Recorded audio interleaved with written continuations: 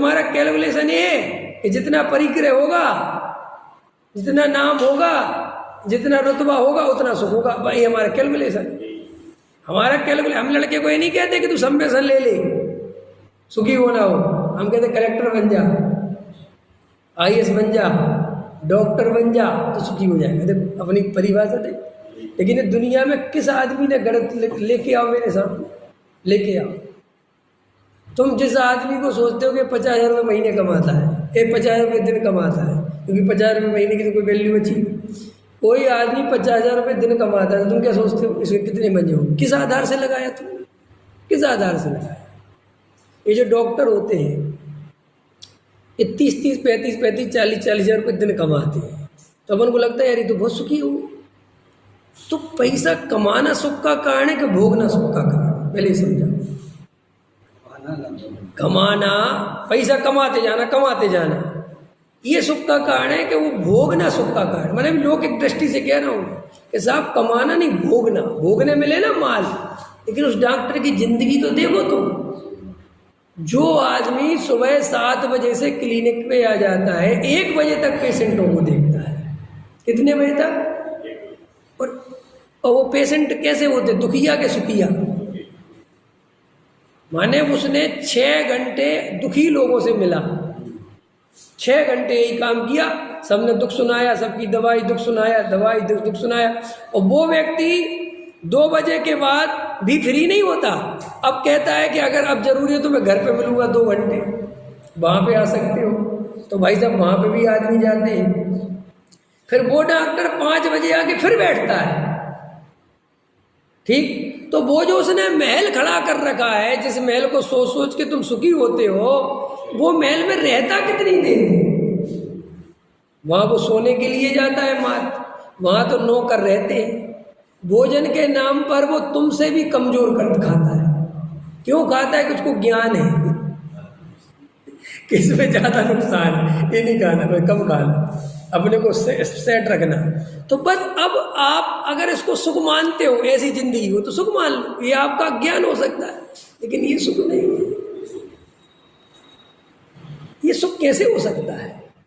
ये सुख का लक्षण कैसे हो सकता है? एक आदमी अरबों रुपया जोड़ के चला गया, इसलिए वो सुखी था, ये लक्षण कैसे हो सकता है सुखी होने का? लेकिन अपन तो मानते, अपन तो सोचते हैं कि नहीं साहब उन्हें करोड़ों रुपए जोड़े तो क्या है। अनंत आकुलता में जिसका जीवन बीता हो, उस आदमी को तुम सुखी कहते हो, इसका नाम मिथ्या दर्शन है। ये जितने अरबपति खरबपति बनते हैं, ये निराकुलता से नहीं बनते रे भैया। ये पंचम काल में तो ऐसा पुण्य है ही नहीं। वो पंचम काल का क्या लेना, चौथे काल में भी नहीं था। डरते क्यों? अगर भरत जी को भी तो 60,000 वर्ष लड़ने जाना ही पड़ा ना, ऐसा तो नहीं घर बैठे मिल गया सब है। कहानी तो वहां पे ही पूरी है ना। अबे 60,000 वर्ष लगाते हैं, पंचम काल का आदमी 60 वर्ष लगाता है, और तो कुछ नहीं होता। लेकिन वहां पे कम से कम भोगने मिलता था, यहाँ तो सिर्फ जोड़ने मिलता है। पंचम काल के व्यक्ति को जोड़ने की जिम्मेदारी है, भोगने की नहीं। जोड़ो और मर जाओ, जोड़ो और मर। कई लोग देखो ऐसे गजब के लोग बातें करते हैं कि चलो अपन की तो जैसी कट गई, अपने बच्चे सुखी रहेंगे। क्या सोचते हैं? हमने जो करोड़ रुपए जोड़ दिए, अपन तो कोई बात नहीं, लेकिन अपने बच्चे सुखी रहेंगे। माने कितनी प्रबल मान्यता है कि पैसा जोड़ देंगे और मर जाएंगे तो बच्चे सुखी रहेंगे। अच्छा बताओ, ये सच्चाई है? ये सच्चाई है क्या? ये सच्चाई नहीं है। क्यों? क्योंकि तुम्हारा बेटा पुण्यहीन निकला, तो वो सामग्री जो तुम छोड़ के गए थे, कितनों को हमने देखा है। आपने देखा है कि उनके बाप करोड़ों रुपए जोड़ के गए और बेटों ने 4-6 साल में सब बर्बाद कर दिया, कुछ नहीं बचा। सब देखते रह गए कि क्या हुआ, इसका बाप इतना पैसा जोड़ गया था, इतना जोड़ गया, क्या हुआ? कि पुण्यहीन निकले, पुण्य कमजोर पड़ गया। और पुण्य कमजोर पड़ गया तो वो सब खत्म हो गया। अब एक चक्कर, दूसरा चक्कर, सामग्री जोड़ भी गए और अगर सप्तव्यसनी निकल गया बेटा,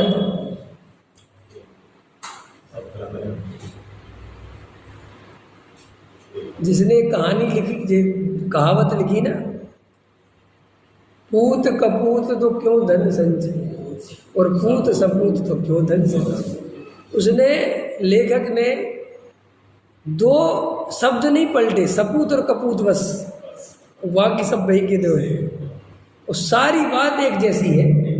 कितनी कितनी गजब की युक्ति है, इतनी सटीक है, लेकिन विश्वास नहीं। विश्वास ये है हम जोड़ेंगे तो हमारा बेटा सुखी रहेगा। माँ बाप इसलिए नहीं भोग दे कि जोड़ दो, उनसे कहो कि कुछ खा ले, अरे नहीं नहीं जोड़ो जोड़ो, क्यों कि जितना जोड़ेंगे भविष्य में उतना सुख मिलेगा। किसको? माँ बच्चों को। लेकिन आपको सच बता रहा हूँ, आज तक मैंने ऐसा कोई बच्चा नहीं देखा तो ये कहने को राजी हो कि हमारे पिताजी बहुत छोड़ गए थे। मैंने तो बहुत छोड़ने वाले भी ऐसा सुना है कि अरे वो जितना छोड़ गए थे उससे कई गुना तो मैंने 5 साल में कमा के धर दी। क्या है उनका? अच्छा, लोगों ने उदाहरण दिया कि जो है दीपक प्रकाश को अंधकार को खाता है। दीपक अंधकार को खाता है।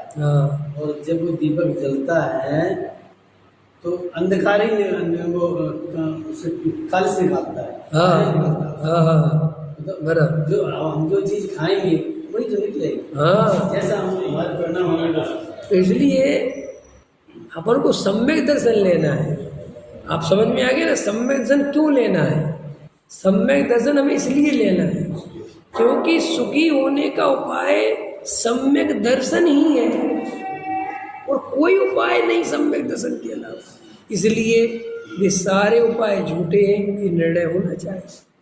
तो साहब हम करें कुछ नहीं, ये उपाय झूठे, निर्णय हो गया, वहाँ की जैसी जिंदगी जो चल रही है भी चलेगी, उसमें करेंगे।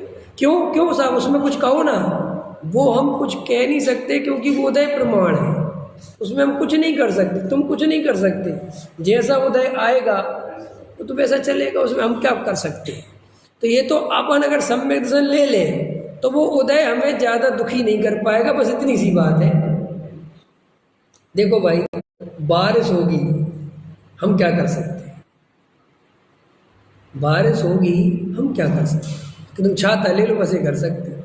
बारिश को नहीं रोक सकते, और कोई आदमी छाता नहीं ले, बारिश को रुकने के लिए परेशान हो तो बोलो क्या होगा? अनंता बोलता होगी साहब। इससे अच्छा एक जरा सा छाता ले लो और निकल जाओ। ऐसे ही तुम उदय को तो नहीं पलट सकते, ये बात तो 100% सत्य है। उदय तो तुम्हारे आजे पाजे परदादे सब बुला लो भी नहीं पलट सकते। हाँ, लेकिन तुम सम्यक दर्शन ले लो तो उदय तुम्हारा कुछ नहीं बिगाड़ सकता। अब इसलिए सम्यक दर्शन ले लो, इतनी सरल बात।